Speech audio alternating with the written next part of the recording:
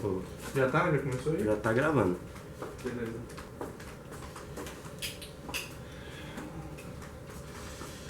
E aí pessoal, tudo bem com vocês? Então, essa daqui é mais uma aula do treinamento de computação avançada do Data Androids, né? Nesse momento a gente vai falar, já estamos chegando no final do nosso curso, vamos falar um pouco sobre testes, essa parte de engenharia de software, que ela é bastante importante, embora muitas pessoas não dêem devido valor, né? Porque ela não entrega valor, né? A gente vai ver que isso é bom ou mentira. Bom, Dixon. Certo. Primeiro vou me apresentar. Passa outra aí, você... Passa mais um? Passa mais um. Meu nome é Luqueciano, quem não conhece, turma 18. Bom, pode passar aí, Dixon.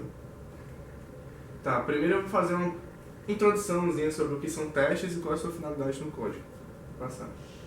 Bom, o teste de software é a investigação do software a fim de fornecer informações sobre sua qualidade em relação ao contexto em que ele deve operar.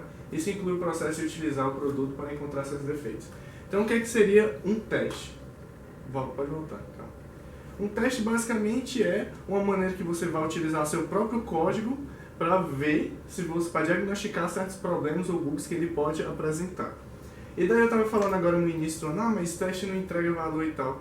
Isso é uma parada que muitas pessoas erroneamente pensam, porque teste é uma maneira muito eficaz para você encontrar muito eficaz não, praticamente uma maneira de você encontrar problemas no seu código. Então você pode evitar perder muito tempo, o que isso quer dizer valor, muito dinheiro, com os testes, porque ele de fato vai dar, ele não simplesmente vai diagnosticar bugs, como ele pode dar robustez, ele pode dar escalabilidade para o seu código, certo? Então, considerar que testes não dão valor, digamos que é uma parada meio, enfim, é errado de pensar desse jeito. Pode passar aí, Dick. Então, primeira coisa que eu tenho para falar para vocês é que, a maneira de se fazer testes é uma parada que ela muda muito com o tempo. Testes é uma parada que ela depende muito dos paradigmas de desenvolvimento da atualidade e ela depende também bastante das ferramentas que você está utilizando. Por exemplo, a gente vai falar muito de testes de unidade aqui, certo? Esse vai ser o foco da nossa aula, basicamente. Mas testes de unidades é uma parada que ela é, de certa forma, recente. Ela surgiu com a programação extrema, que é um paradigma ágil de desenvolvimento que surgiu nos últimos 10 a 15 anos. Certo? Então, era uma coisa que não existia antes e que agora é um dos paradas mais comuns. Mas, já tem empresa que não usa mais teste de unidade, porque teste de unidade tem certos problemas que fazem com que não seja melhor para o caso delas. Então, desenvolver testes depende muito de onde você está desenvolvendo, o contexto do seu projeto, o tamanho do seu projeto, entendeu? Então, essa é uma parada que vai, enfim, é o que melhor se adapta ao seu projeto, ao seu contexto. E para explicar melhor, eu trouxe um pouco sobre o ciclo de vida de um software, que é onde entra a parte de testes e que eu acho que é importante explicar para saber de onde que surge os testes que a gente usa aqui na Data Androids, certo? Então, o que é o ciclo de vida de um software? O ciclo de vida de um software, basicamente, são as fases, as etapas que tem no desenvolvimento de um software, desde a parte dos requisitos até a parte de manutenção, certo? Então, como a gente pode ver aqui, nos dois casos aqui que eu estou mostrando, são dois casos diferentes, né? Aqui é no caso de cascata, aqui no caso de desenvolvimento ágil, os dois aparecem em 5 fases, basicamente. Claro, podem aparecer mais fases em relação a essa, e depende também muito do tipo de software que você está criando. Existe software, por exemplo, se você vai fazer um projeto de um site, alguma coisa assim, ele vai ter que ter requisitos, vai ter que ter um design, desenvolvimento, tem que ter teste e manutenção. Mas se você for criar, por exemplo, um software safety critical, que seria um software de avião, um software de carro, você vai ter algumas fases a mais, que é para você garantir que os requisitos eles cumprem as normas daquela certa indústria, certo? Então, vai aparecer algumas fases a mais, mas basicamente é isso que tem que ter um ciclo de vida de um software. Quais são as fases? Primeiro é a análise de requisitos. O que é isso? Você vai chegar para o seu, não necessariamente cliente, mas o que a gente chama de stakeholder, que basicamente é aquela pessoa que ela vai patrocinar o projeto, aquela pessoa que quer o valor de negócio do seu projeto, certo?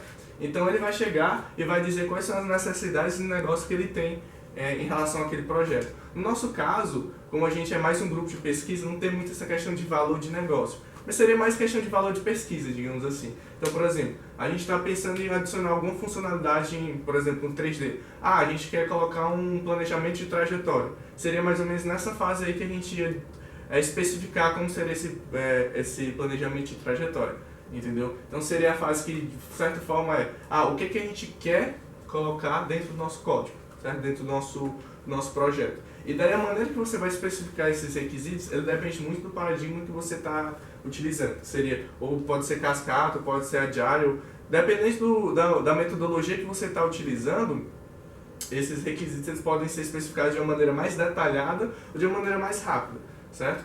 Bom, aí depois dessa parte de análise de requisitos, você vai fazer o design do seu código, que é basicamente muitas vezes estruturar as classes mesmo, um diagrama de fluxo de dados entre essas classes, de acordo com os requisitos. Você vai ter um requisito aqui, eu tenho que fazer tal coisa para o meu código. Você traduz ele, digamos, desenhando mesmo, como é que ele vai entrar no seu código, na sua base que você já tem, e como é que ele vai se comportar de acordo com as outras classes que tem.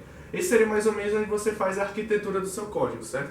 É uma fase que, no Cascata em geral, essas duas fases, elas sempre acontecem bem detalhadas no início, e depois, no caso do Agile, ela acontece mais rapidamente, certo? Eu já vou explicar o porquê. Depois de você já ter o seu projeto feito, né, se você já ter estruturado o design do seu código, você vai para a fase de desenvolvimento. A fase de desenvolvimento seria você pegar o projeto que você fez e de fato implementar no seu código, certo? De fato é a codação, é a parte onde a gente se diverte, né, que é o desenvolvimento. Depois do desenvolvimento você teriam os testes, certo? Os testes, que é que é o foco da nossa aula, basicamente tendo o nosso desenvolvimento, a gente vai testar para ver se de fato aquilo que a gente desenvolveu satisfaz os nossos requisitos e satisfaz a nossa ideia de design, nossa arquitetura. Então o teste é mais ou menos para garantir de que o que a gente desenvolveu como código satisfaz os nossos requisitos. E no final tem a manutenção, que de fato é só para manter o nosso código, como mesmo já disse. Bom, eu expliquei para vocês da maneira cascata que acontecem as coisas. São fases que são divididas de fato uma por uma, certo?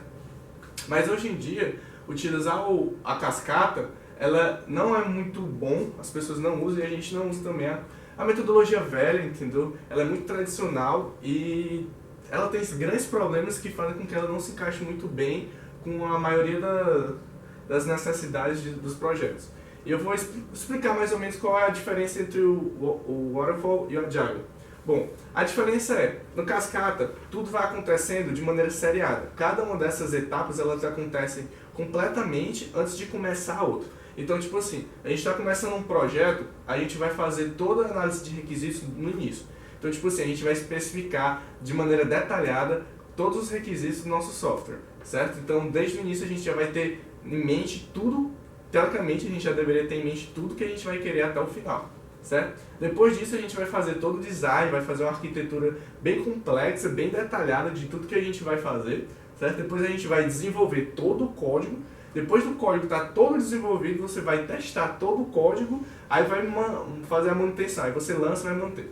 Qual o problema de você fazer isso? Cara, o principal problema é o seguinte, você faz análise de requisitos, você vai demorar 3, 4 meses para fazer todos os requisitos do seu software, certo? Aí você começa a fazer faz uma arquitetura muito complexa, tá ligado? Muito escrota, difícil de entender e difícil de implementar.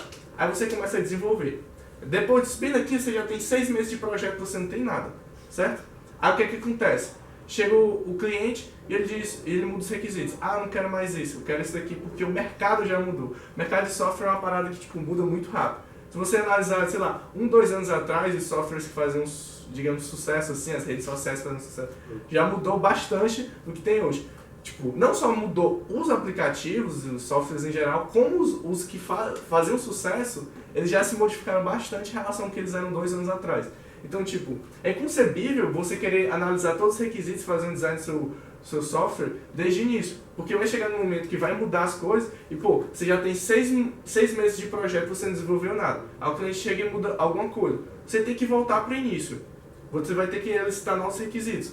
E ao fazer isso aí, vai dar muito problema que você vai ter que refazer tudo que você já tinha feito. Então imagina o tempo que você já perdeu. E isso é estranho porque a gente vai falando assim, pô, mas nunca aconteceu assim. Mas de fato, antes os caras faziam desse jeito, entendeu? Tipo, tinha uma porcentagem, eu não me lembro quanto era, mas era absurdo quanto que os caras perdiam com software. Tipo, acho que não era nem 10% de sucesso um projeto de software antes das metodologias ágeis, pra vocês terem noção. A maioria tinha, ou passava do cronograma, ou você gastava muito mais, entendeu? Então era muito absurdo isso, certo? E daí, tipo, é muito ruim isso daí. E logo porque, tipo assim, você vai desenvolver todo o código, aí, tipo, tem algum problema que não se encaixa, por exemplo, na arquitetura. Pô, você fazer uma arquitetura super detalhada, você pensa que pode ser até uma coisa boa. Mas, na verdade, quanto mais detalhado mais rígida ela é, menos flexível ela é. E por ela ser menos flexível, mais difícil é de você implementar e muitas vezes você pode ter algum problema na implementação que você não nota no projeto que faz com que você tenha que de novo ir mudar. Então é outra parada que não é muito bom, certo? Bom, e aqui também tem a questão, pô, você fazer os testes todos depois de você ter o seu código implementado também não é uma parada muito boa. A gente vai ver que, e é um dos focos da aula que a gente pode, digamos que, testar o código durante o desenvolvimento, entendeu? E que isso é muito bom e que é o que a gente faz hoje no Android, certo? A outra paradigma que usa de desenvolvimento é o Agile, desenvolvimento ágil. Acho que não sei se vocês já ouviram falar, provavelmente. E basicamente em vez de você tentar fazer uma parada seriada, cascateada em que uma fase depende da outra, você vai pegar e dividir o seu desenvolvimento em pequenos ciclos. Ciclos de, digamos que, 2 semanas, em que você vai fazer todas essas fases, entendeu? Só que para poucos requisitos. Então você chega no... Isso é o que a gente chama de iteração ou sprint, certo? Então você chega no início da iteração, você vai elicitar alguns requisitos, poucos, certo? Você vai fazer o design dele para se encaixar dentro do que você já tem no seu projeto, você vai implementar e você vai testar e você vai entregar. Isso vai ser um ciclo muito rápido, vai ser um ciclo de 2 semanas. E qual é a vantagem disso? Pô, a cada 2 semanas você tem que ter necessariamente um software para entregar, entendeu? Então a cada 2 semanas o seu cliente ele pode acompanhar o que é que está acontecendo, o que é que está... como é que está a questão, como é que está se desenvolvendo, se está realmente sendo aquilo que ele estava querendo ou se está sendo diferente. Então você pode meio que ir mudando a direção do seu desenvolvimento com o passar do tempo, com o passar das iterações. E é nisso aqui que a gente vai focar, isso aqui que a gente usa na Android, por exemplo. Enfim, é impensável você pegar o projeto de software de alguma categoria e querer fazer dessa maneira. Porque é um grupo de pesquisa, cara, então... Com o tempo vai aparecer novas maneiras de fazer novas coisas. Surgiu uma maneira nova de você fazer a visão do seu robô no software 3D. Tipo, a visão de onde é que ele olha, né? Que é a parada que a gente estava fazendo agora. Pô, a gente não pensou nisso no início. Mas depois, com a necessidade, a gente viu que aquilo ali seria muito bom a gente ter. Então, depois a gente colocou como requisito e a gente faz o design dele, desenvolveu e testou. Entendeu? Duas semanas. Teoricamente seriam 2 semanas, mas isso aqui é muito pro cara, sei lá, full time, tá ligado? 2 semanas daria pra fazer essa parada, mas no nosso caso é meio difícil isso. Mas enfim, não se compara com aquele dali. Você imagina, ainda mais com o código gigantesco que a gente tem, imagina fazer toda a arquitetura dele de início assim. Não dá pra fazer. E é coisas que a gente vai fazendo, vai implementando os requisitos, vai vendo, tá bom desse jeito, tá com problema assim, nosso código não tá robusto e tal. Aí a gente vai modificando ele, que é o que a gente chama de refatoração, para ele ficar com a arquitetura cada vez melhor, entendeu?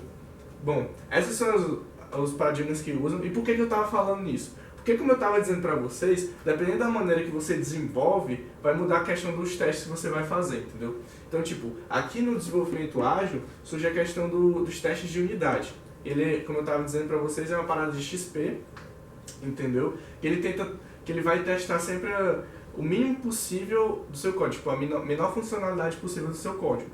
Isso daí é a ideia mesmo de você sempre fazer as paradas o mais simples possível e fazer em menores pacotes possível, entendeu? Então, tipo assim, você sempre vai testar aquilo que você está desenvolvendo no momento, aquilo que você tem como requisito, entendeu? Então você vai fazendo aos poucos. Isso faz com que no final você garanta que você tenha testado o máximo possível, porque você vai sempre testar o menor que tem, a menor unidade possível. Quando junta tudo, você teoricamente testou tudo, certo? Mas isso também tem suas desvantagens, porque se você está testando de pouquinho em pouquinho, os testes eles vão consumir muito do seu tempo e vai ter muito código para teste, entendeu? Como a gente vai ver como mais na frente. Você não testa tudo de uma vez, é isso? Tipo, você vai testando sempre de pouco em pouco, entendeu? E daí, tipo, a ideia não é que você teste tudo de uma vez. Claro, existirão testes que testarão tudo de uma vez. Mas, tipo assim, você testar tudo de uma vez garante que, tipo, o comportamento, digamos que padrão do software está funcionando, certo? Mas você pode ter deixado lacunas nele. E a ideia do teste de unidade é que você não deixe lacunas, porque no teste de unidade você vai testar métodos, entendeu? Tipo, você tem ou classes. Você tem uma classe, você vai testar a classe, você tem métodos dentro da classe, você vai testar cada método para ver se ele está de fato funcionando da maneira que você quer. Então, tipo, imagina você ter um software todinho, aí, porra, você vai testar e tá dando um bug. O teu software tem 200 classes. Onde é que está esse problema? Cara, o tempo que tu vai perder tentando descobrir e diagnosticar onde é que está esse problema. Teste de unidade não, você pega, passa todos os testes, 200 classes, beleza, mas não está passando o teste da classe 50. Tá ali o problema, você vai lá e vê qual é o problema. Muito mais rápido, entendeu? Você não pode passar aí. Bom, agora eu vou falar um pouco sobre os tipos de testes, agora mudando mais assim um foco, em relação a técnicas e níveis. São definições para os mundos dos testes, que é basicamente só para você ter uma noção, porque até essas definições, elas são muito relativas, sabe? Tem um teste que ele pode se enquadrar em mais de um tipo de definição, entendeu? Isso também é muito, digamos que é muito teórico, e na prática você não vai notar muita diferença de um para o outro, sabe? É só para ambientar vocês em relação a esses testes. Bom, técnicas de teste, basicamente as maneiras com qual você desenvolve seus testes, certo? Existem 3 maneiras que eu coloquei aqui, claro, existem mais, mas essa daqui eu considerei as principais. E também comentar um pouco de testes não funcionais. O que seria um teste caixa branca? O teste caixa branca, como está dizendo aí, ele avalia o comportamento interno do software, do componente. Ele trabalha diretamente no código. Ou seja, como o próprio nome diz, caixa branca. Seu código é uma caixa branca. Você é capaz de ver, de analisar todo o código, e você pode testar particularidades dentro desse código, porque você sabe como é que ele foi implementado e como é que ele funciona. Então, basicamente você fazer um teste que ele sabe como é que funciona internamente e desenvolver testes em cima desses componentes. Um exemplo que tem aqui é o que eu estava falando de vocês da visão do robô do software 3D, onde é que ele ia mexer a cabeça dele. Bom, eu sei como é que funciona porque, enfim, eu tenho um código implementado. Como é que funciona? Você vai ter aqui você vai ter uma função, certo? Uma função de custo para cada posição que ele pode ocupar. Essa função de custo vai depender de 3 outras funções, digamos assim. Uma função que depende do limite do pescoço, outra que penaliza, tipo, se o movimento do pescoço ele é muito longe da posição inicial, ele vai ver onde está a questão da bola, ele vai ver se tem obstáculo ou não naquele ponto que ele está vendo. Então, tipo assim, eu tenho 4 funções que eu componho elas e formo a função final do movimento do pescoço, certo? Então, o que eu posso fazer? Eu sei que ela é implementada desse jeito, certo? Então, o que eu vou fazer? Eu vou pegar e para cada função dessa, eu vou desenvolver um teste, certo? Vou desenvolver um teste para saber. Por quê? Porque no final, a cabeça, o movimento está bugado, ela não está funcionando. Mas eu não sei qual função foi que deu o problema.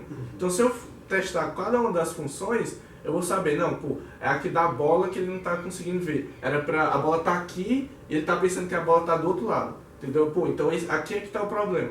Vou lá, mexo lá na função e, enfim, corrijo o problema que eu tenho e volto, certo? Então, tipo, essa é a caixa branca. Você não tem simplesmente a saída do que deveria dar, mas você sabe como é que funciona em detalhes o código. Outra técnica é o caixa preta, que é justamente o oposto. Caixa preta é que você só dá a entrada e você só tem uma saída, e daí a ideia de você testar isso você tem uma entrada que você sabe qual é a saída, e daí você compara a saída que ele dá com a saída que deveria dar. Você já sabe como é que deveria ser. Então, como é que funciona isso aí? Pô, imagina se você tem um software que ele tem um API de uma outra empresa, entendeu? Sei lá, você tem um software que trabalha com uma plataforma de educação, que daí ela quer um algoritmo de personalização do conteúdo, certo? Então, o que acontece? Você não desenvolve o algoritmo de personalização do conteúdo, mas o que acontece? Você contrata uma empresa que é focada em fazer aquilo dali, certo? E, pô, eles não vão te dar o código delas, elas só vão, enfim, fazer a ligação da aplicação deles com a sua. E daí, pô, você vai ter, sei lá, a entrada, alguém vai dar entrada na sua plataforma, que daí vai rodar na aplicação deles e vai gerar uma saída. Mas, pô, como é que você sabe se aquela saída de fato é a que você quer, entendeu? Então, tipo, tem como você testar para saber se de fato está funcionando aquela parada. Agora, exemplificando com a mesma parada da cabeça do movimento do robô.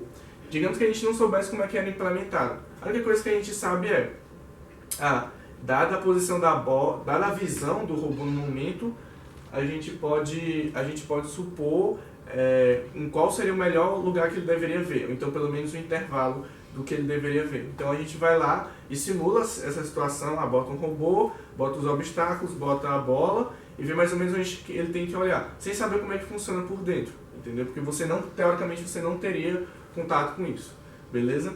Bom, o terceiro tipo de teste aqui, de técnica, é a técnica de regressão. Essa técnica de regressão eu acho que é uma das mais importantes. Porque a ideia dela é basicamente a cada versão do software você aplicar os testes que você já aplicou em versões anteriores. Isso aqui é bem concordante com o desenvolvimento ágil, porque ele já supõe de fato que você vai ter várias versões de software, sei lá, cada 2 semanas você vai ter uma nova versão, e daí você vai pegar os testes que você já aplicou nas versões anteriores e aplicar nesse software que você já tem. E qual é o ponto bom disso aí? Imagina que você está aqui numa versão do seu software, aí você desenvolve uma parada nova, certo? E daí o seu software começa a bugar, entendeu? Muitas das vezes, talvez o problema não seja nem naquele que você adicionou já, mas digamos que você fez alguma modificação mais interna na sua arquitetura que resultou em um bug, em alguma coisa, entendeu? Em alguma integração que está mal feita, alguma coisa assim. E daí o que é que você faz? Você vai rodar todos os testes que você já tem antes e vai ver quais que estavam passando antes, porque se era uma nova versão do software antes, estava funcionando. Então todos os testes estavam passando. E daí nessa versão agora não está passando algum teste. Você sabe onde é mais ou menos o problema, entendeu? Então isso aqui safa muito para você diagnosticar onde é que está o problema. E muitas vezes você não mexeu numa parada, mas mexeu, digamos que em alguma integração com ela, alguma coisa assim. Ou uma parada que não estava funcionando antes, então não estava funcionando antes, mas a maneira que ele estava se comportando estava tudo ok para o que você estava fazendo. Agora você adicionou uma nova funcionalidade e aquela parada já é utilizada. E daí dá esse problema, entendeu? Pô, agora está com problema. Essa questão de regressão, acho ela muito importante e foi uma parada que eu estava fazendo no início desse semestre agora.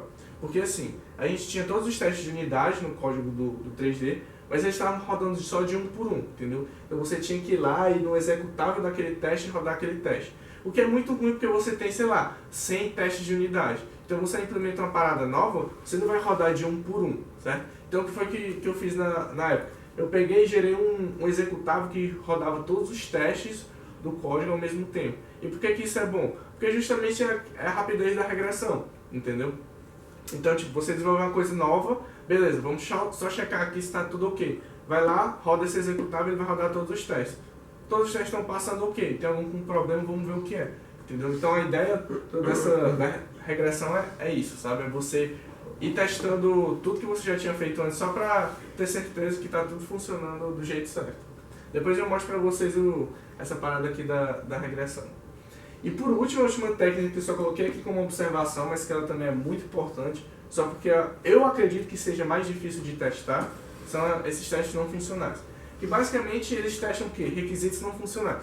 E o que são requisitos não funcionais? São requisitos que estão relacionados ao desempenho do seu software.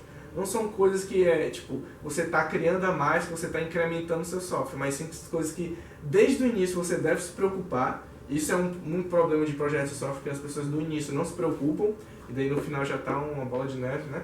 E daí você tem que se preocupar desde o início para garantir o bom desempenho, porque não adianta nada você ter um software bem feito, digamos assim, completo, mas que quando ele roda lento, ele tem problemas de segurança, ele tem essas coisas.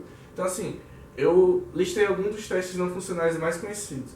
O teste de usabilidade é basicamente você testar a interface de usuário e a experiência do usuário.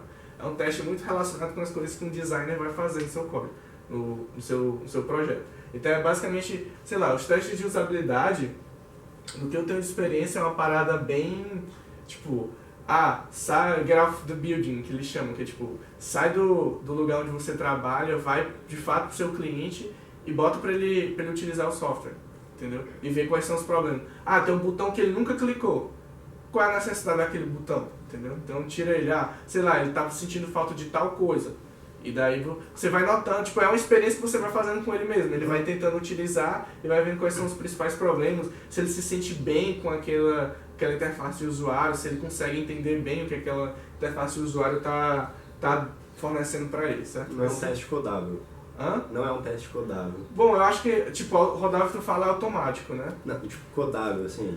Codável. Cara, eu não tenho certeza. Eu não posso te afirmar porque provavelmente os caras devem ter já pensado em uma parada assim, mas... Inteligência artificial. Deve ter algumas loucuras assim, mas eu acho que assim, teste de usabilidade nesse sentido, de experiência de usuário, que é o que eu tô focando aqui, eu acho que é uma parada melhor de ser feita mesmo dessa maneira que eu tô falando, porque muitas vezes você não simplesmente vai testar a UI ou a UX do seu software, como também você pode elicitar novos requisitos de acordo com... Você pode ter insights com aquilo que o cara tá usando. Tipo, o cara tá usando aqui e, você vai fazer um teste pra ver se o cara gostou de uma nova funcionalidade da sua UI, tá ligado? Uma coisa nova que você fez.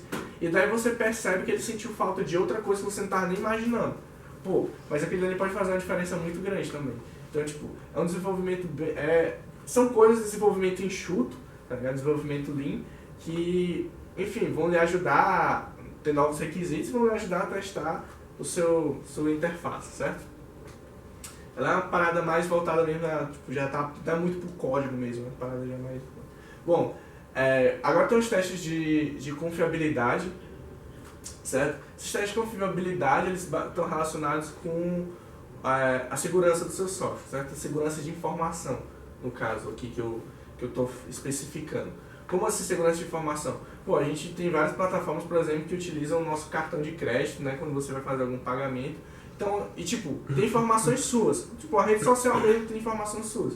Tem informações que são privadas. Você dá para eles, mas eles não têm direito algum de utilizar aquela informação. E muitas das empresas hoje de software, eles têm uma questão na cultura deles de que informação de cliente, nem eles têm acesso. Então tá tendo aqueles problemas lá do WhatsApp, inclusive, né, WhatsApp, Facebook, de que os caras estão querendo informações dessas plataformas, mas os caras não dão, porque de fato, dentro da cultura deles, dentro da empresa deles, aquilo ali não é certo, entendeu? Então, tipo, esses testes de confiabilidade é justamente para garantir que as informações do cliente estão seguras, entendeu? E não tem maneira de alguém invadir e pegar essas informações. Tem também testes para... Tem security, certo? Que foi isso que eu falei, segurança de informação, e safety, que é de segurança também, mas é num contexto diferente. O safety é basicamente você garantir que aquele software ele não vai dar nenhum problema, porque caso ele dê algum problema, ele pode botar vidas em riscos ou então causar, se der alguma pane, ele pode causar um impacto muito grande. Então, no caso do safety, seria, por exemplo, um software de um avião. O software de um avião der uma pane, cara, é só um abraço pra todo mundo que estiver lá, tá ligado? Então, software de um míssil. Pois é, de um míssil, errou ali, fodeu, lascou mesmo. Então, a confiabilidade no sentido safety da parada é mais nesse sentido, de você garantir de que o software é seguro para aquilo que ele vai fazer, porque se ele der alguma pane em execução, dá muito problema, entendeu? Ele pode gerar ou perdas de capital humano ou perdas de capital crítico, assim, no sentido de que você pode perder muito dinheiro caso dê alguma pane nesse software, certo?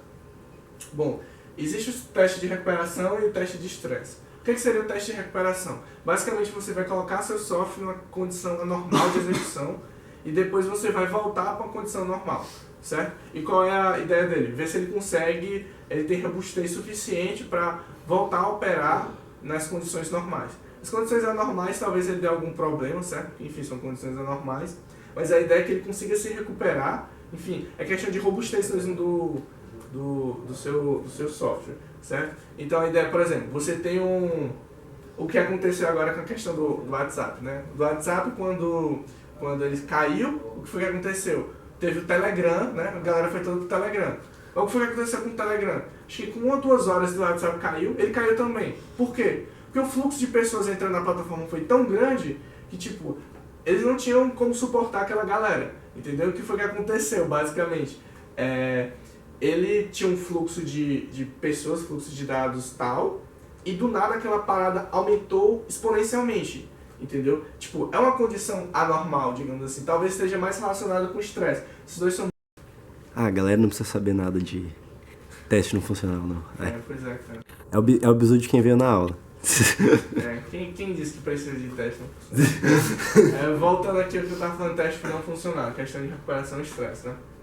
Então, recuperação é quando o software está em uma condição anormal, ele volta para uma condição normal, e aí a gente tem que ver se ele de fato consegue se recuperar, se ele consegue voltar a funcionar nas condições normais.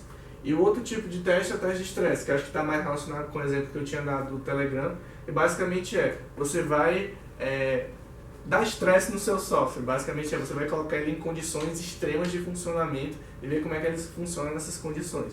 Se ele aguentar, beleza, seu código está bem robusto. Se não aguentar, você vai ter que mudar alguma coisa, ou em arquitetura, ou então em alguma, sei lá, plataforma de suporte, você tem alguma coisa de operações, certo?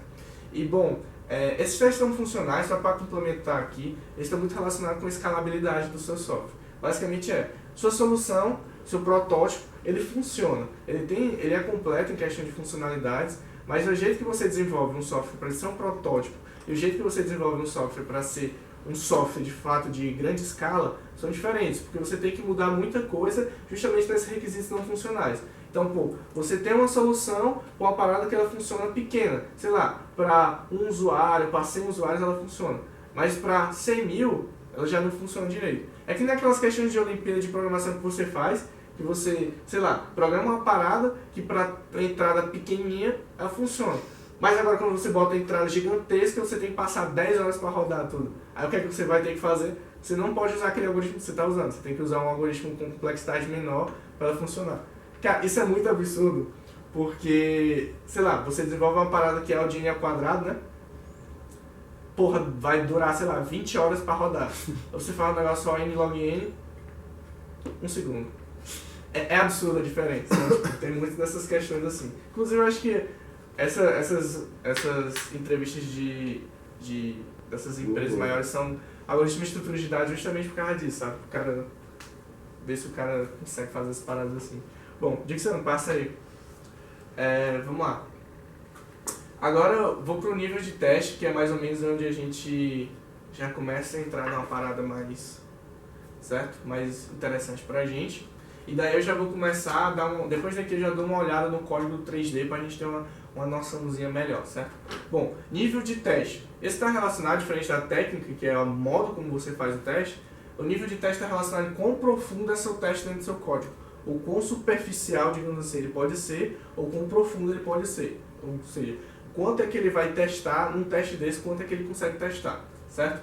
E daí eu separei 3 tipos de teste em relação ao nível dele, que é unidade, integração e componente. Bom, o teste de unidade, como eu já tinha falado com vocês, é um teste que ele testa a mínima funcionalidade do seu código. Ele pode testar métodos, classes ou até trechos menores do que um método, entendeu? Então a ideia é de fato você ir no detalhismo, você ir ponto a ponto e testando de ponto a ponto para ver se eles estão funcionando.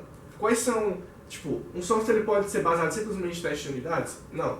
Por quê? Porque teste de unidade ele não vai testar, por exemplo, integração entre componentes. Ele vai testar um componente isoladamente. Então, tipo, aquela parada pode estar funcionando isoladamente, mas digamos que a transmissão de dados anterior a ele ou posterior a ele talvez não esteja funcionando. Então, ele não vai funcionar na hora do software mesmo, certo? E daí vem a maior desvantagem do teste, dos maiores desvantagens do teste de unidade, é que como você está testando ponto a ponto do seu software, ele vai, é o que a gente diz que vai duplicar o código. Ou seja, para cada parada que você desenvolve um teste. Então no final você tem um código do dobro do tamanho, certo? E qual é o problema disso? O problema disso é que se você trabalhar num código muito grande, você vai perder muito tempo desenvolvendo testes de unidade, entendeu? E foi até uma questão que gerou certos comentários quando a gente estava planejando esse treinamento, é que, por exemplo, o Roin, ele falou pra gente que teste de unidade é uma parada ultrapassada nas empresas que ele já trabalhou,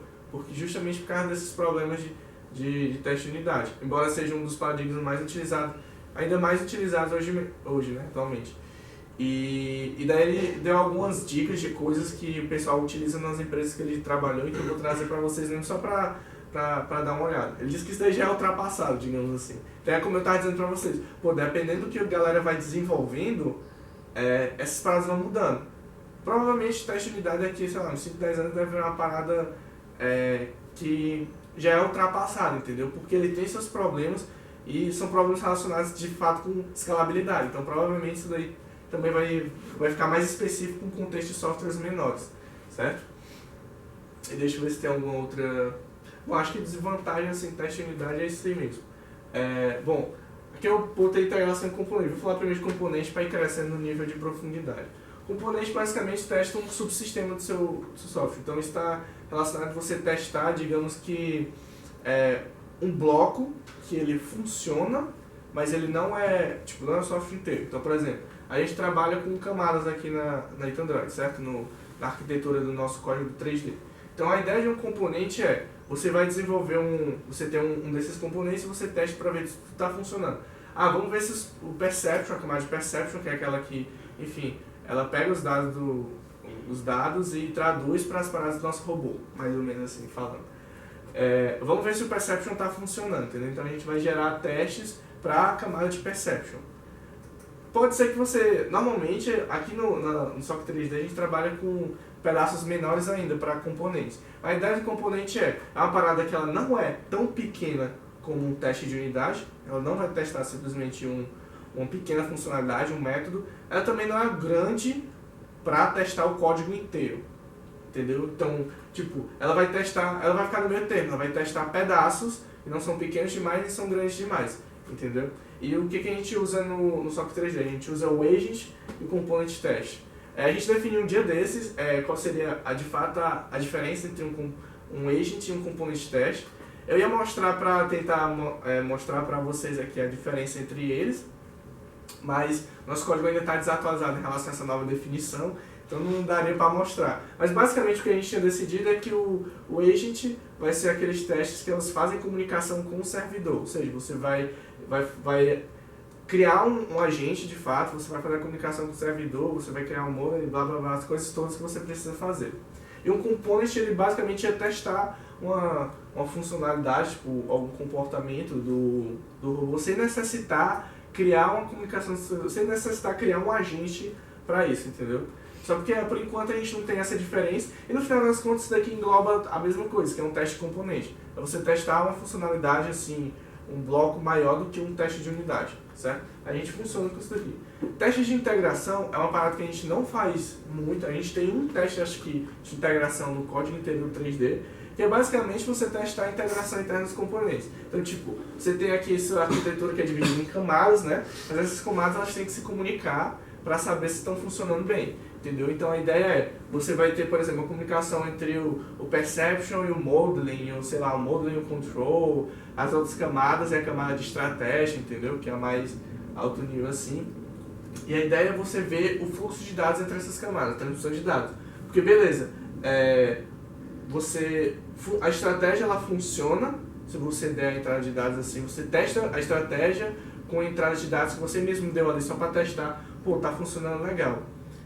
Aí você testa, sei lá, o modeling, pô, tá funcionando. Só porque na hora de você fazer a integração com o outro, você fez alguns métodos que estão com algum problema, estão pegando pau em alguma coisa. E daí a transmissão de dados não está funcionando. Então quando você for testar tudo, não vai estar funcionando o seu código.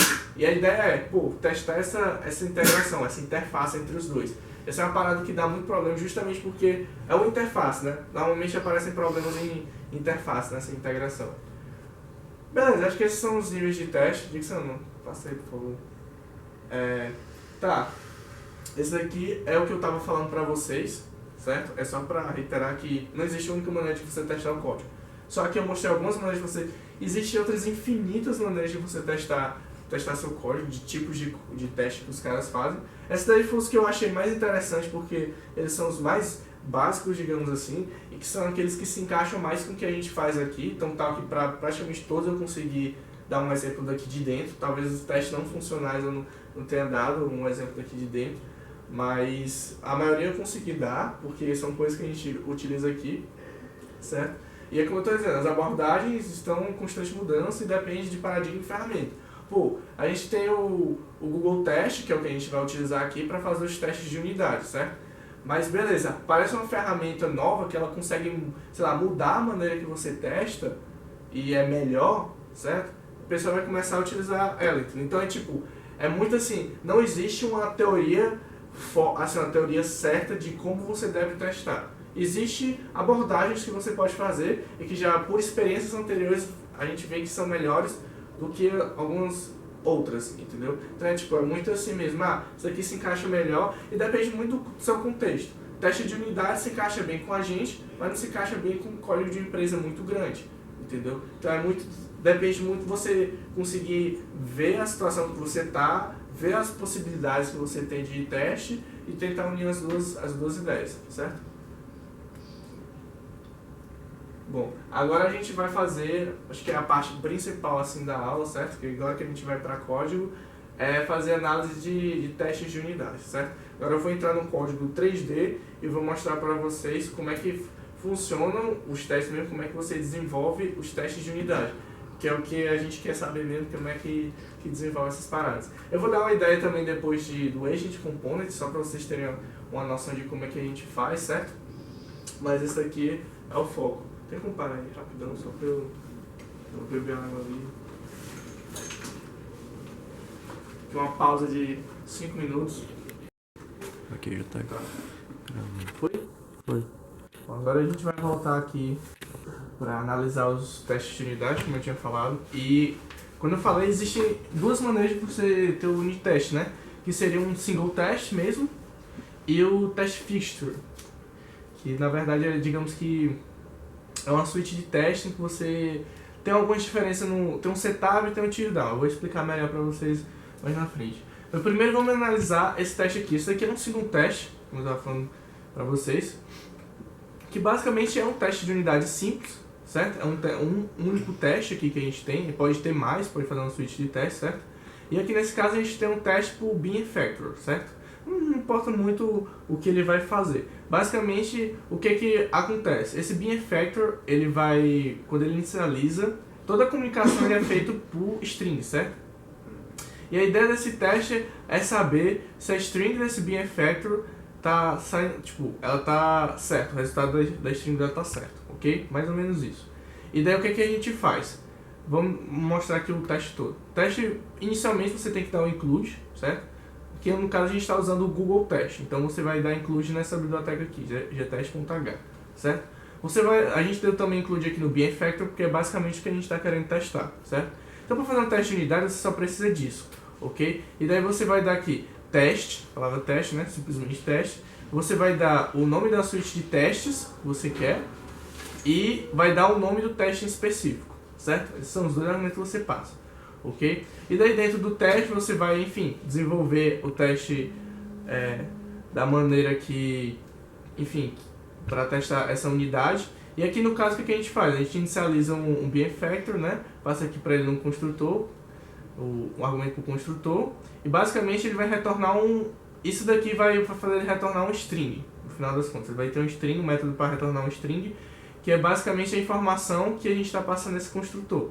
E daí pode ver que aqui a gente coloca nessa string Bean 0.1, 0.2, 3.14, 15, que é basicamente os valores que a gente tinha passado aqui. Esse daqui é o resultado que a gente está esperando que o teste dê, certo? Então o que a gente vai fazer? A gente vai fazer esse assert. O que seria isso? A gente vai verificar se aquilo que a gente espera é igual àquilo que a classe está retornando, que o método do Bean Factor está retornando. Basicamente, esse é um teste de unidade. Você vai testar, você vai dar um input, certo? Você vai ter um output esperado e o output que ele te deu, que ele te dá. E você vai comparar o esperado com aquilo que ele te dá, certo? E você vai comparar os dois e vai ver se é igual. Se for igual, ok, está funcionando.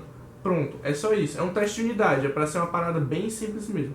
Vamos rodar aqui esse teste, ó. Para rodar um teste, basicamente... outra coisa que eu esqueci de falar. Tem isso aqui e você precisa de uma main para rodar os testes. Por que a main não está aqui? Porque no caso que a gente fez, a main ela fica no arquivo isolado, que é justamente para a gente poder juntar todos os testes, mais essa main, e rodar todos os testes de uma vez. Por que não pode ser uma main em cada um desses arquivos? Porque se você tiver uma main em cada um desses arquivos, na hora que você tentar compilar todos de uma vez para gerar um executável único, vai ter erro de duplicação da função main, né? Então a ideia é que você bote a main no arquivo externo, pelo menos é assim que a gente faz aqui, mas isso não quer dizer que você não pode colocar no interno. Se você for fazer só um teste de unidade, você pode fazer no interno, certo? E daí o que eu fiz aqui? Basicamente eu dei de novo include e fiz a main. A main ela é macaco, entendeu? É tipo, ela funciona dessa maneira aqui. Int main, você passa aqui teste, int google teste, retornar run all test. Pronto.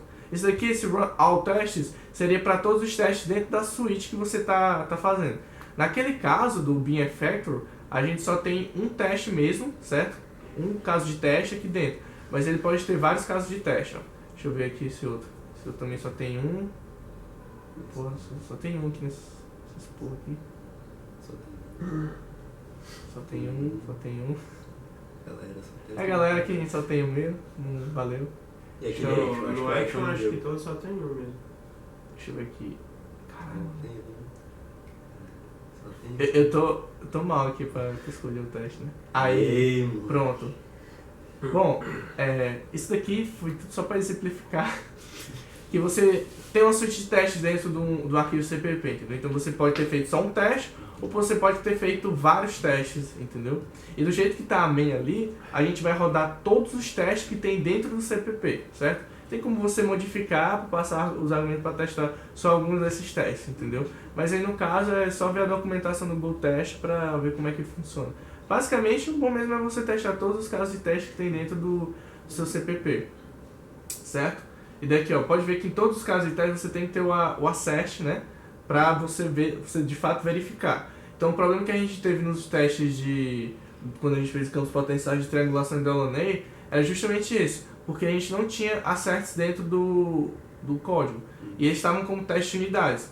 Acho que o problema maior é porque eles estavam com teste de unidades, eles deveriam ser testes de componentes, da maneira que estava escrito. Se fosse para ser teste de unidade, a gente ia ter que testar pedaços menores.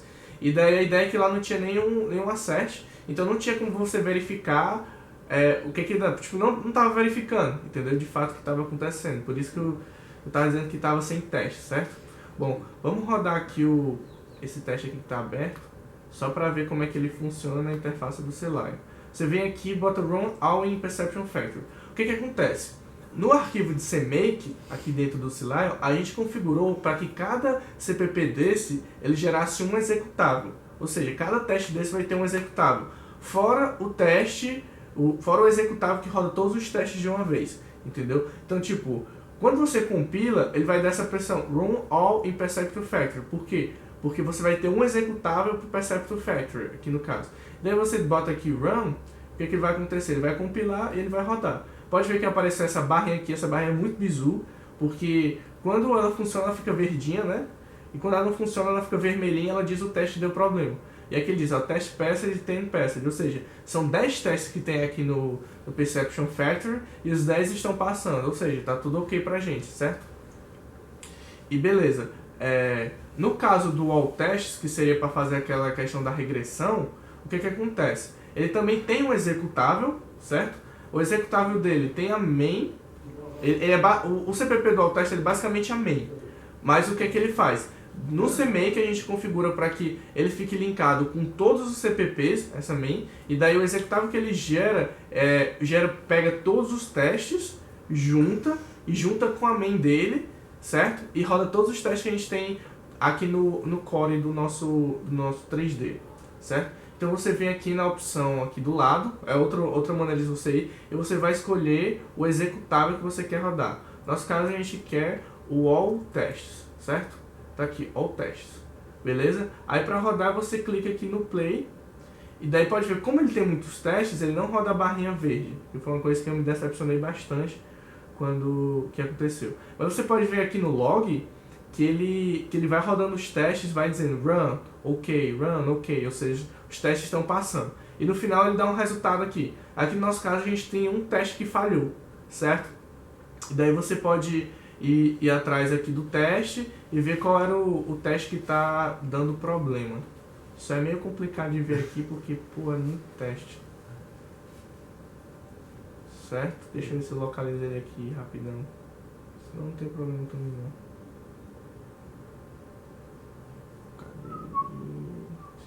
Até aparece algumas coisas aqui porque tá dando treta e mais teste aqui, né?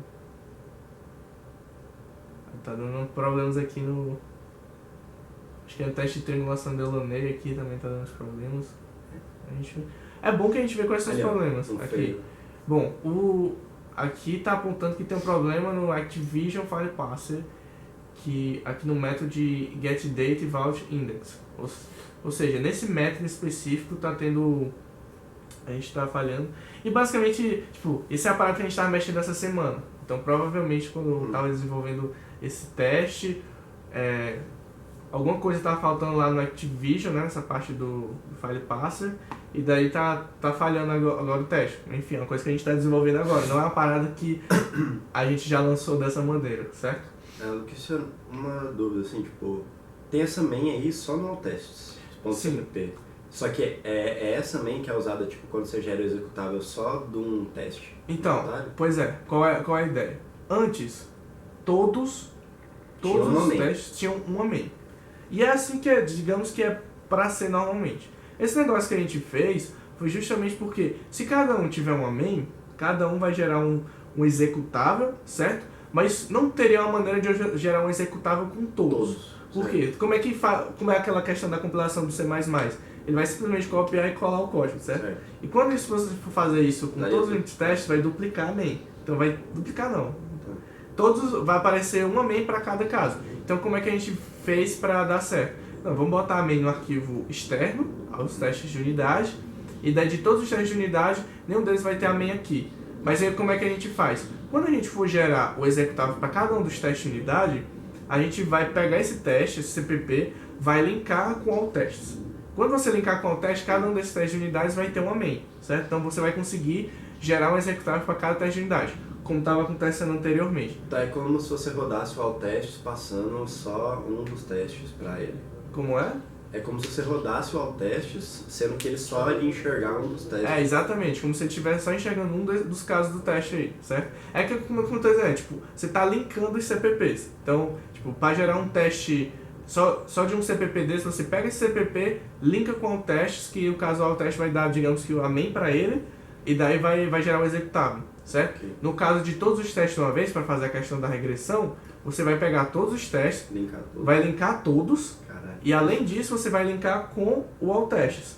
E daí quando você linkar com o teste, você vai ter uma main com todos eles. E daí você vai conseguir rodar todos os testes de uma vez, certo? Eu não sei se essa seria a melhor maneira de fazer a regressão, talvez já tivesse alguma ferramenta que fizesse isso, mas quando a gente procurou dentro do CLion mesmo, coisa do CLion, CMake, passei muito tempo procurando, eu não achei uma maneira melhor de fazer isso. E essa daqui foi uma solução que está funcionando, certo? Isso foi configurado tipo, pelo CLion? Essa linkagem? Então, é pelo CMake que você faz isso. Ah, é pelo CMake. O CMake aqui é porque é complicado mostrar, eu queria mostrar para vocês. Hoje eu acho que não vai dar tempo não, mas pelo menos configurar o CMake na próxima semana. Então o que acontece aqui no CMake? Que tem várias... Está setando algumas variáveis, e daí ele faz o download do gtest, como eu estava te falando. Quando toda vez que você dá o build all no seu código, ele vai baixar desse site aqui o Google Test, certo? E daí ele vai setando algumas coisas assim, sabe? Um macaco mesmo. E daí no final é que importa. Tipo, quando ele vai fazer esse for each, o que é que ele faz? Ele aqui tá pegando cada um dos unit tests, certo? Cada um dos CPPs de unit test, certo? Ele faz um executável, sendo que esse executável ele linka com all testes aqui, ó. Entendeu? E daí ele faz esse executável aqui. No final, o que é que ele faz? No final ele vai criar um outro executável, que o que é que esse outro executável ele faz? Ele vai pegar e vai linkar todos os unit sources, que seriam todos os CPPs de unit test, mais o all testes, e vai criar um executável com isso. Que aí no caso seria para fazer o teste regressivo, certo? Essas são coisas que você coloca no CMake mesmo. Beleza. Isso eu estava falando para ter single testes, né? Single test é justamente esses testes simples que você faz isoladamente. Existe outra maneira de você fazer unit test, e só tem um exemplo aqui no código, que é assim, beleza, você vai fazer uma suite de testes, mas às vezes você vai fazer uma suite de testes e você precisa inicializar variáveis, certo? E você precisa finalizar variáveis antes de começar o outro teste. Então, tipo assim, você tem uma suite de testes, aí se você, para você criar, digamos que sei lá, inicializar uma variável a cada teste, no final destruir esse código, vai ficar uma parada muito repetitiva, você vai duplicar muito seu código. Então a ideia é, você vai criar um setup inicial, deixa eu ver se eu acho que tá em action. Action acho que é lá pra cima, né? É porque tem um aqui. Ah. Pronto. Então qual é a ideia? O que é que você vai fazer? Você vai criar uma classe, né? De testes. E daí você vai criar alguns campos que eles vão ser utilizados em todos os testes, certo? E qual é a ideia? Vai ter o setup e o teardown. O que é o setup? O setup é um método que ele vai rodar toda vez antes de começar cada teste. Então, antes de você ter um daqueles casos menores de teste, você vai rodar um setup, aí vai rodar o que tem no seu teste. Quando você estiver no final do teste, ele vai rodar o teardown. É como se fosse um construtor e um destrutor. Ele funciona mais ou menos da mesma maneira. Inclusive, da maneira que foi escrito esse teste, o setup está sendo feito no construtor e o teardown está sendo feito no destrutor, certo? Mas a ideia é que, tipo, você faça as coisas dentro do setup e do teardown. Aí o que acontece? Por exemplo, aqui é o que a gente chama de test fixture. Aí aqui está a diferença. Lá era só teste, aqui teste underline F. Mas do mesmo jeito você vai criar sua suite de testes aqui e vai passar o nome do teste também. E daí qual é a ideia? Vê que ele está aqui, ele está utilizando o action create. Ele não definiu nenhum action aqui, porque isso foi definido aqui dentro, na definição da classe, e ele já foi construído tipo, no construtor, que é, digamos que o setup aqui desse teste, entendeu? Então você vai lá, action create, ele cria uma parada aqui, e daí ele compara a mensagem do action com a mensagem esperada, como a gente estava falando. É o esperado e o que dá de resposta. O esperado que dá de resposta. E daí você faz isso aqui para... Todos os testes vão ser assim. Depois disso aqui, ele chama de destrutor, que basicamente ele vai fazer a destruir esse action aqui, certo? Isso vai acontecer em todos os testes. Todos os testes ele vai fazer isso, ok? Então, tipo, é basicamente isso o teste fixture. Para rodar ele é do mesmo jeito. Deixa eu ver se ele vai rodar aqui.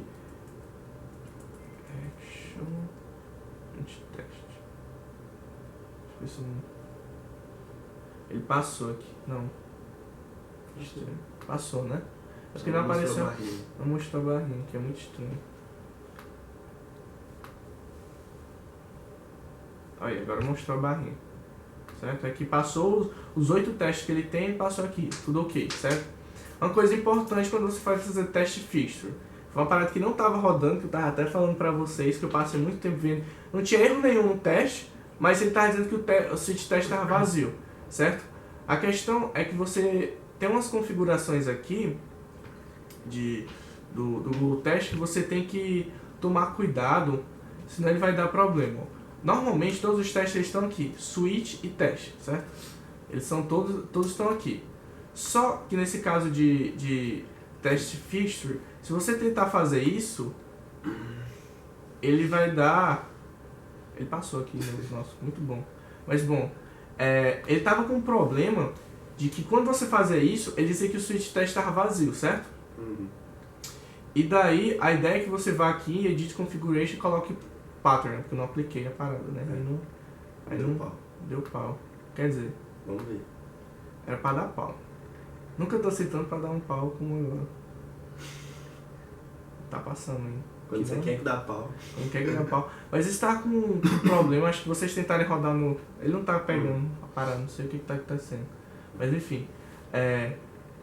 A opção que tava era essa, switch barra teste. Depois vocês testam no código de vocês. E daí ele vai dizer que o switch teste tá vazio. Tipo, ele vai apontar a barra vermelha porque não tem nenhum teste, entendeu? O que não é pra assim. Aí o que foi que aconteceu? Eu fui aqui, mudei pra pattern e daí funcionou. Então, teste fixture, você usa pattern, certo?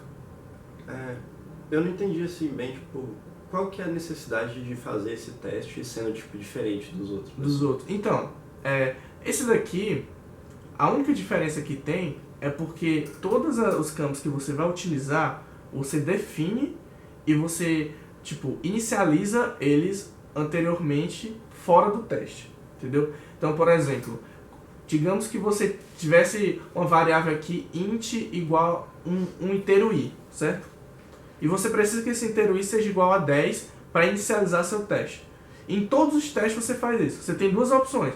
Você vai escrever int i igual a 10 em cada um dos casos, certo? Ou você vai declarar o int i aqui e no setup você vai botar i igual a 10.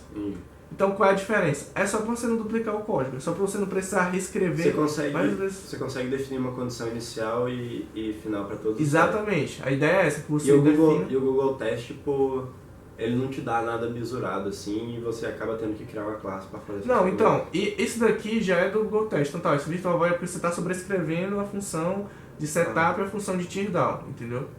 Então, tipo,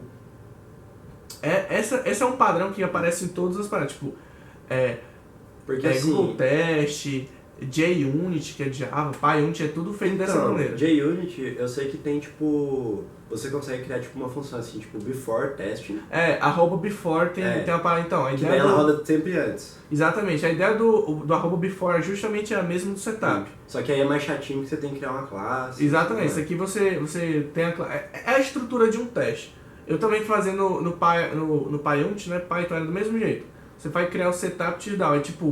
Digamos que é o framework para você criar um teste de unidade dessa maneira, é isso aí. Você vai definir o setup, você vai definir, digamos que o corpo, o test body, que eles chamam test body, que é o que você teste faz, e o teardown, certo? Isso daí é importante porque, digamos que você esqueça, sei lá, você define aqui alguma coisa, você esquece de no teardown ou, sei lá, no instrutor deletar alguma coisa. Ele vai utilizar novamente uma parada, um campo, tá ligado? E daí, um teste tem que ser totalmente independente do outro. Isso é um ponto muito importante. Um teste desse tem que ser independente do outro, certo? E daí você dá você reutiliza uma parada. Isso é um problema. Todo mundo tem que começar do mesmo ponto, terminar no mesmo ponto para que os testes sejam independentes. O mais independentes possível, certo? Se você não está conseguindo fazer, você junta as paradas para testar numa só, ou você tenta uma nova maneira de testar, entendeu? Tipo, tenta ver uma maneira melhor de testar o que você está fazendo, certo? Deixa eu ver se tem alguma outra coisa aqui que eu possa... Acho que por enquanto de teste de unidade é isso que eu tinha para mostrar para vocês. Se vocês conseguirem entender mais ou menos... Cara, fazer teste é muito macaco disso, entendeu? Então, tipo, talvez vocês não tenham pegado assim a sintaxe direitinho, mas se você olhar um caso desse aqui e tentar reproduzir, você consegue reproduzir muito facilmente. Uma pergunta assim, essa classe ela tá herdando esse teste em teste, isso daí é do Google Test? Exatamente, isso aqui é do Google Test. É justamente, para você ter esses métodos aqui de setup, teardown, essas paradas aqui. Já é tudo definido do Google Test? É tudo do Google Test já. E daí, o mais importante desse test fixture é do test fixture é você ter a noção de como funciona o teste, como é estruturado. Aqui do test fixture é você ter a noção que você vai ter que inicializar as variáveis na classe, você vai ter que definir um setup, você vai ter que definir um teardown e você tem os testes da suite. E no caso, o objeto dessa classe ele já está sendo criado, tipo, internamente, assim, tipo, pelo Google Test? Como assim? Eu não entendi a pergunta. Porque, tipo assim, a gente não chega a criar nenhum objeto dessa classe dentro dos testes, né? Tipo, ele já chega usando. Então, tá aqui, ó. Você vai definir o action aqui, certo? Na classe. Na classe. E o construtor... Ele passa isso pra action. Exatamente. Então, é isso que a gente vai utilizar. A gente vai usar esse action aqui, certo? E daí o construtor, ele tá inicializando essa action que a gente tá fazendo. Tá chamando o construtor dela, certo? E daí é isso que a gente tá usando nos testes. Entendeu? Tipo, no caso aqui, a função do construtor tá sendo basicamente a mesma função do setup. Acho que se a gente pegasse e botasse essa parada aqui dentro do setup, ia dar a mesma coisa, entendeu? Não ia dar problema nenhum. E daí o que a gente vai utilizar para testar é justamente esse action aqui, entendeu? É isso que a gente está testando, o action. Aí essa parte aqui do stub, eu vou falar na próxima aula. Isso aqui é basicamente você, como é que eu posso dizer? Criar uma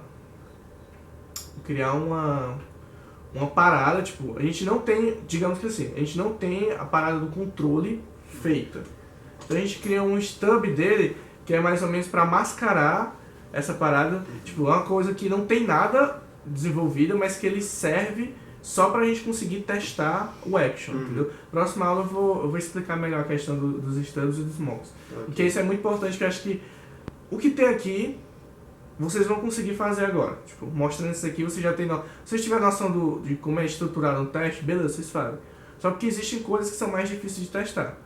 Coisas para testar do nosso código 3D são muito difíceis às vezes, entendeu? E daí você vai ter que começar a ver algumas coisinhas para alguns artifícios para você conseguir testar, entendeu? Mas é coisa que eu vou mostrar na próxima aula, certo? Deixa eu ver se tinha mais alguma coisa. Bom, acho que de teste de unidade é isso aqui, certo? E daí eu vou passar rapidamente por um teste de agente e pelo teste de integração, só para mostrar para vocês onde é que ele aparece aqui. E depois vai ser o exercício. O exercício eu só vou mostrar para vocês, porque já são 11h10 e acho que a parte de TDD eu vou deixar para a próxima aula, certo? TDD é sensacional, cara. É uma parada muito foda. Sensacional. É Bom, incrível. É incrível, cara. Bom, vou mostrar aqui o meu teste xodó aqui do ActiveVision, porque é um teste de uma parada que eu estou desenvolvendo, então eu gosto dele. Beleza. Esse teste é perfeito. Não, pior que esse teste aqui não foi eu que fiz, vou passar aqui, fiquei muito triste, né, mano? Não fui eu que fiz, eu tô falando aqui. Bom, pior que isso daqui não... Ô, louco, ó, Create by Luqueciano ali, ó. Pô. Não, eu criei essa parada aqui, mas aí eu... Não, rapaz, tá escrito que foi você que faça que tu foi lá e meteu a mão, mas enfim. Certo, o que acontece? Um teste aqui de agente componente, eles não são testes automatizados como os testes de unidade. Teste de unidade vocês viram, né? A gente pegou, mexeu aqui, passou a barrinha e acabou. Não viu nem o que aconteceu. No caso de teste de agente componente, como a gente está querendo testar, algum comportamento do nosso robô, alguma coisa assim, a gente, no caso do teste de agente, mais especificamente, a gente cria um agente dentro do campo, certo? E passa aquele comportamento para ser testado. Então, nos loops desse teste, a gente vai focar em ver algum comportamento dele. Por exemplo, é um teste de caminhada. O que você vai fazer? No loop, você vai passar o movement request, certo? Em cada loop, e daí a gente vai acompanhar no teste o robô se movimentando. Para usar um teste desse, a gente vai precisar do RoboViz. Que a ideia do RoboViz, você vai criar o agente, e daí a gente vai ver como é que o agente está se comportando quando a gente executa esse teste, certo? E daí aqui no caso, antes a gente estava com os testes tudo zoado, porque todos os testes eles têm um padrão. Eles têm um setup aqui também, certo? Eles têm um loop de corpo e tem um teardown, digamos assim.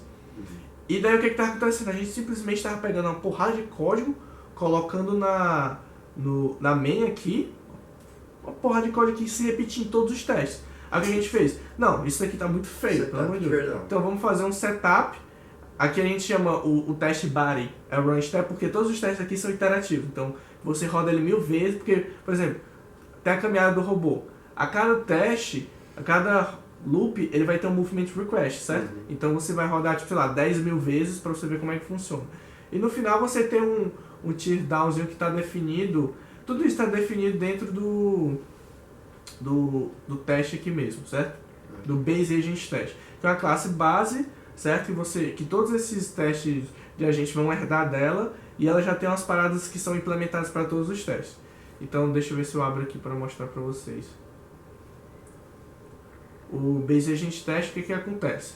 Ele tem aqui várias paradas que é para inicializar, tipo Communication, Decision Making, Modeling, Perception, Control, coisas que tem em todos esses testes.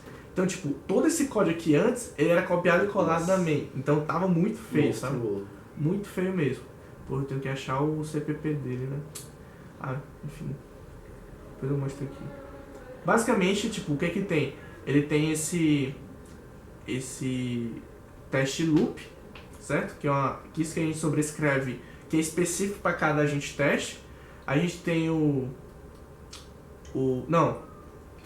run step, que é específico para cada um dos casos. O teste loop é o teste mesmo, é o que a gente chama dentro do nosso teste de agente, certo? E daí tem o setup e o finish aqui, certo? O setup, ele vai fazer justamente a inicialização daquelas variáveis, vai criar o o agente dentro do campo, certo? E o finish, em todos os casos, ele é que faz os desenhos do RoboViz, tipo, desenhando as linhazinhas, os círculos que a gente vai precisar para debugar visualmente, certo? Então, por exemplo, nesse teste aqui, o que a gente faz? A gente inicializa uma classe, ele é muito parecido com o fixture lá. E daí ele vai sobrescrever o runStep, nesse caso ele também está sobrescrevendo o setup, né? E daí o que acontece? Aqui a gente tem o runStep, que é basicamente o que ele vai fazer. Ele vai pegar e vai chamar o behave do Activision, que aqui é no caso aquilo que eu estava falando do movimento do pescoço, entendeu? Então ele vai chamar esse behave, que daí vai rodar toda a matemática para saber para onde é que ele tem que olhar, certo? E daí ele vai dar o look request, certo? E vai desenhar no campo, isso. Então, tipo assim, é só isso que ele vai fazer, certo? Esse L close string é do logger, porque cada uma das funções da Activision, ela vai ter certos valores. E esses valores a gente coloca num log pra gente debugar. Pô, tá dando os valores muito diferentes do que deveriam dar. Aí a gente tem tudo no log e ver onde é que tem os problemas. É justamente pra gente debugar cada uma das funções dele, certo? Vocês estão desenhando o quê? Cara, isso daqui... Pior que eu não cheguei a ver o que a gente tá desenhando. Pra ser bem sincero, assim. Porque quando Desde a posição. Porque quando eu rodei, eu não tinha visto nenhum desenho. Entendeu? Mas é porque o passo aqui ele mudou depois desse teste. Entendeu?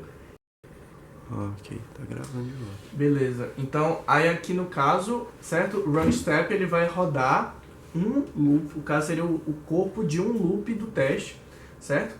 Aqui seria um setup, que no caso esse teste ele sobrescreve o setup, mas e já existe um setup no Bayes Agent Test, certo?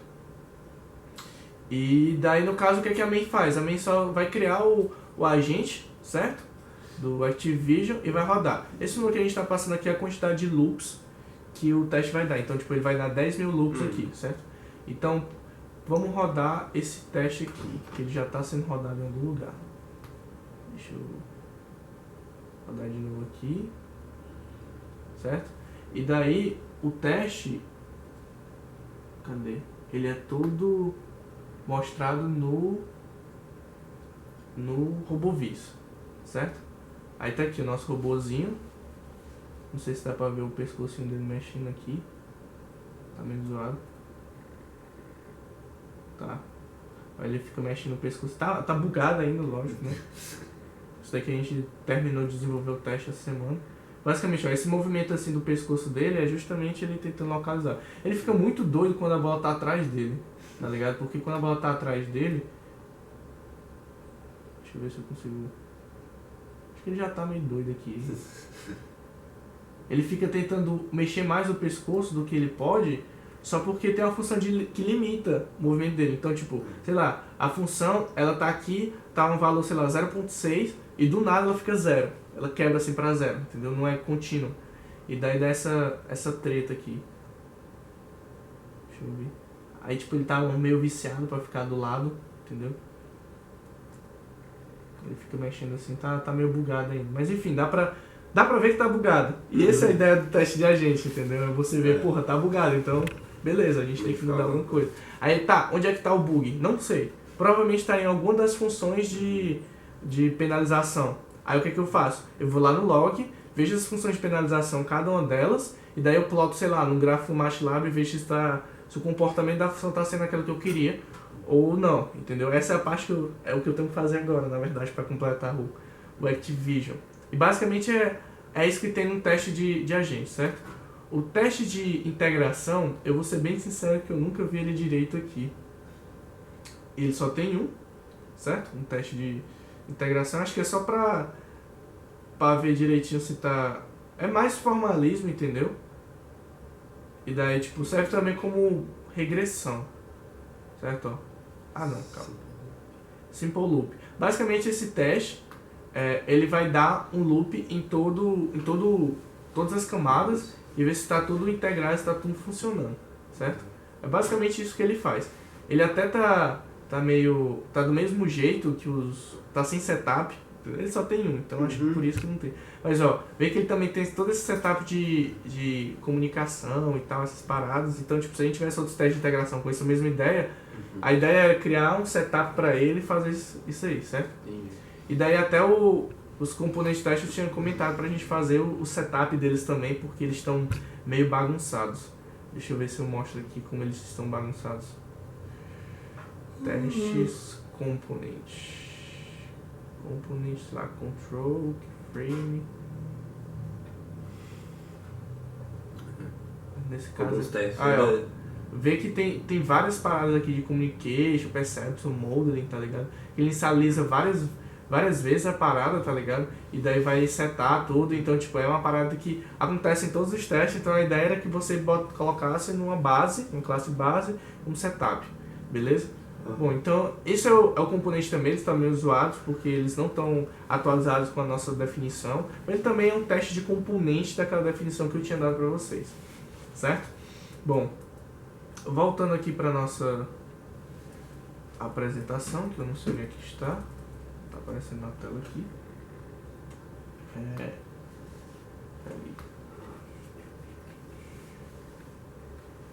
Bom, foi aqui onde a gente parou, certo? Isso. Ok, não tá aparecendo aqui. Socorro, não sei usar o LibreOffice. FN, F5, F5 ou FN, F5. Caralho, vocês são bons mesmo. Eu que sou muito ruim. Aqui, passando aqui, esse efeito de Olá, contraste. eu sou o aquecido. É, nossa. Deveria ser um pouco mais rápido. Tá, então. Eu só vou mostrar agora porque vai ser o exercício, eu quero mostrar pra você. O exercício é bem besta, assim, sabe? Mas eu vou mostrar pra vocês ele já resolvido. Nível ITA. É, nossa. Pra ser bem sincero, o exercício é um lado do Ian. É uma calculadora. De 610? De 6,22. É ridículo. Bom, Que matéria que é isso? é de PO. Ah, Aí, mano, exercício. Chega no slide. Então, qual é a ideia? Seu time desenvolveu uma super calculadora e sua função como tester é criar uma suíte de testes de unidade para testar todo o projeto, certo? Então, digamos que já esteja desenvolvido sua calculadora, bonitinha, e a ideia é, beleza, você tem a calculadora, mas você não sabe se está funcionando. O que você vai fazer? Vai criar uns testes de unidade para ela, certo? O ideal de teste de unidade, na minha cabeça, e é o que o pessoal fala, é que você cria os testes antes de desenvolver o código, que é um negócio do TDD que eu vou falar para vocês. Ele funciona muito bem, o TDD, com testes de unidade.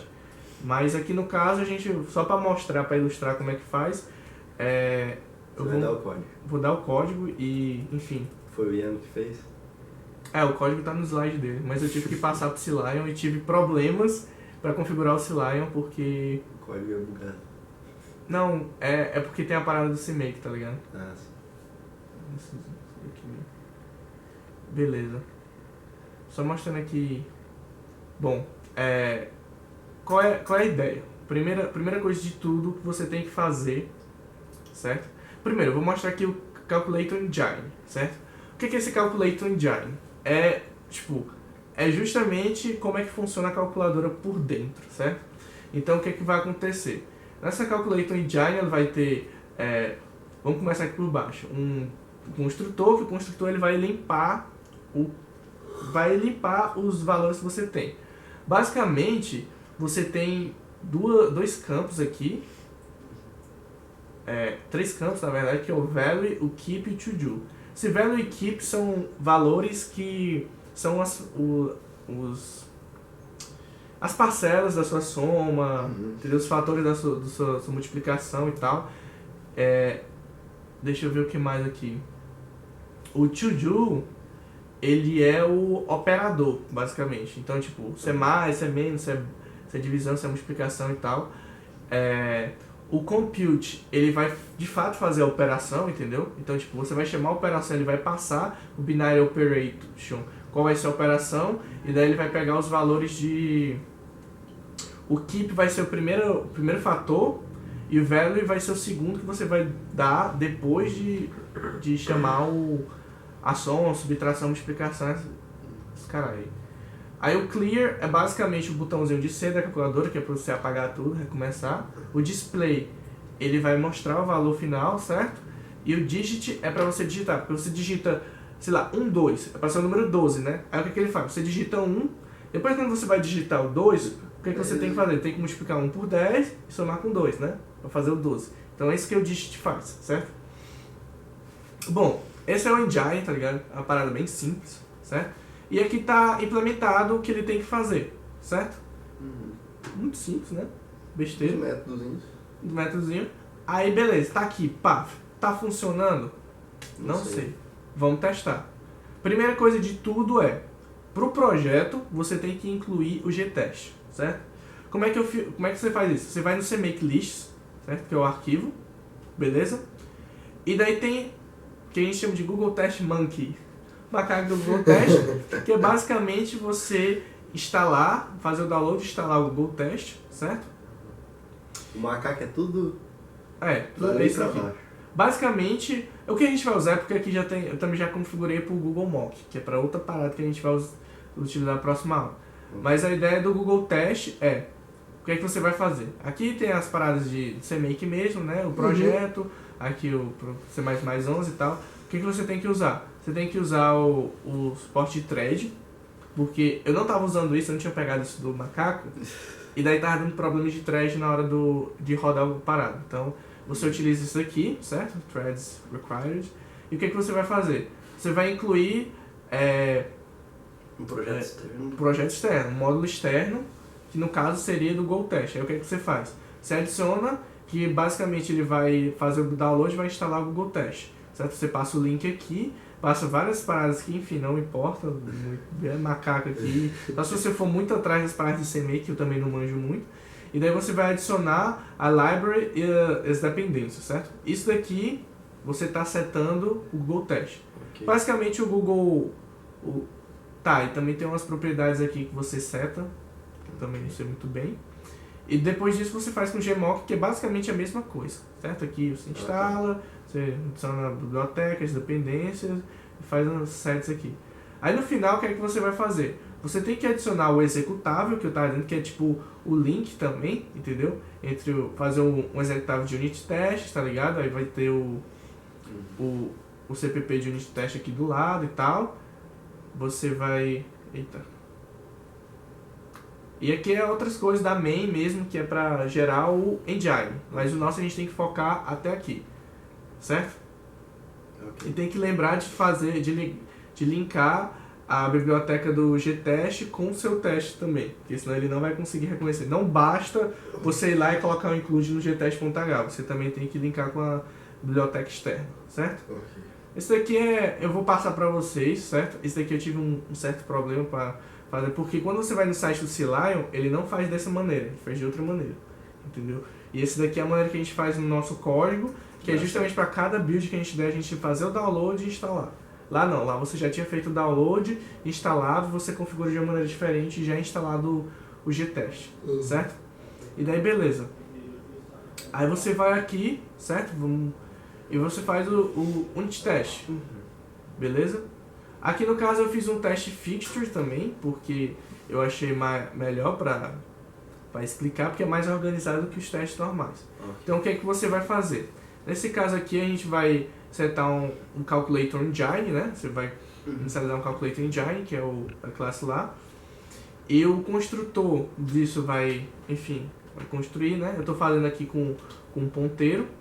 Basicamente eu fiz isso 2 vezes, então acho que eu poderia tirar daqui, que, enfim, não importa. E daí no setup o que é que eu faço? No setup eu vou testar soma, subtração, multiplicação e divisão, certo? Então para não ter que em todo o teste eu setar, um valor vai ser 20, outro valor vai ser 10, no setup eu já faço isso. Então eu já passo 20 e 10 no início, certo? Tear down não preciso fazer nada, beleza? Na verdade eu deveria deletar o Calculator Engine, mas enfim, não vai dar pau aqui. Se desse pau eu teria tinha colocado aqui. Aí você vai para cada caso de teste dessa suíte. Do mesmo jeito que eu tinha dito para você faz um t-testes e você dá o nome do teste. Vou testar a binary operation, certo? Aí o que é que eu faço? Eu seto o binary operation para mais aqui. E qual é o teste que eu faço? O binary operation, ele vai definir o keep, o value e o to do, certo? Então, tipo assim, eu vou aqui, não era 20, 10 e aqui a operação de mais, né? Então eu vejo se ele passa a operação de mais, se o keep, ele pega o valor de value, keep tá 20 e value tá 10. Então keep, depois de chamar o binary operation, tem que estar 10. Aí eu vejo se ele tá 10 e se o value vai pra 0, certo? Esse daqui é um dos testes. Aí cada um dos testes, cada uma das coisas eu falei. É a mesma coisa, tipo, fazer teste de unidade é uma parada muito rápido. Normalmente você vai testando pequenas coisinhas e daí você vai só pensando, vou ter que testar isso, vou ter que testar isso, vou ter que testar isso, pá, vai fazendo. E daí você tem aqui, som, subtração, tudo é só passando um sinal aqui pra ver se tá certo, beleza? Aí você vai pro teste do compute, eu poderia ter dividido em 4 testes, mas eu preferi fazer 4 testes num teste só. Basicamente soma 20 mais 10, tem que dar 30. Subtração, 20 menos 10. Veja que eu tô chamando o setup aqui, forçando o setup aqui, digamos assim. Se eu tivesse dividido em 4 casos, eu não precisaria chamar o setup, certo? Enfim, eu tô chamando aqui, e daí 20 menos 10 dá 10, 20 menos 10 dá 10, 20 vezes 10 dá 200, 20 dividido por 10 dá 2. Okay. Inclusive, quando eu fiz isso daqui, quando eu tava escrevendo o Calculator Engine, eu, em vez de colocar barra aqui, eu botei multiplicação. Aí quando eu gerei o teste, tava dando pau, e tava dando 200. Aí quando eu fui ver, eu tinha botado multiplicação. Então, tipo, ajudou bastante, até nisso aqui, tipo, era só um caso assim, mas, deu pra ver. Mas no caso mesmo. Terminar a aula em 10 minutos. Beleza? Bom, aí você vai aqui pro clear. O teste clear é basicamente zerar os valores, pra ver se eles estão zerando aqui. O teste display, o display na função, ele vai mostrar o valor de value. Então a gente vê se o display está mostrando o valor de value. Aí tem um teste aqui para o construtor mesmo, certo? Para ver se ele está fazendo a construção certa. O teste do digit, eu zero. Aí eu digito 1, digito 5, tem que estar 15 lá no value. Aí você vê se está 15. E aqui a main, que no caso lá não estava, mas aqui tá porque eu estou gerando só para esse caso aqui, certo? Se você rodar o teste, que eu espero que não tenha problema, ele vai rodar e vai passar todos os testes, porque a gente já tinha implementado nosso Calculator Engine. Esse era o exercício que eu tinha para essa aula, mas como passei muito tempo falando já, né? Muito tempo mesmo. Então eu preferi passar como exercício resolvido, certo? Ok. E, bom... Acho que você manda pra gente depois? Eu mando pra vocês depois. O que falta pra próxima aula vai ser a questão do TDD, que é basicamente, a gente já sabe escrever teste de unidade. A gente sabe escrever teste de unidade para depois do coisa. Como é que a gente vai escrever teste de unidade antes de fazer o código? Isso tipo, as pessoas pensam, é meio contra-intuitivo, mas, cara, pra mim isso daqui é mais certo do que a maneira normal, tá ligado? Isso aqui é muito lógico, tá ligado? Você estrutura o teu código em cima do teste. Exatamente, estrutura todo o teu código em cima do teste e, tipo, pra mim, tipo, claro, você vai ter que criar os testes antes. Mas quando você vai desenvolver o código, como você já tem uns testes, já fica bisurado pra você fazer as paradas. E daí eu tenho alguns detalhes de TDD também que eu vou mostrar pra vocês, mas enfim, isso aqui fica pra próxima aula. Deu pra entender tudo aí sobre os testes de unidade? Aqui é só questão de você pegar a estrutura, você já sabe como é que funciona o teste de unidade na sua cabeça, é só fazer os testes agora. Isso aqui é uma parada que todo mundo que mexer em código vai ter que fazer, entendeu? Então, provavelmente alguma vez vocês vão ter que fazer teste de unidade. Espera-se que sim, certo? E, enfim, essa foi a nossa primeira aula. Próxima aula, Stubs, Mocks e TDD. Jesus. E é isso aí, galera. Valeu. Abraços aí pra todos. Aí, Dick. Parabéns, jovem. Valeu, cara. Felicidades. Bom, é isso aí. Só aqui, né, pausa? Só apertar o vermelho.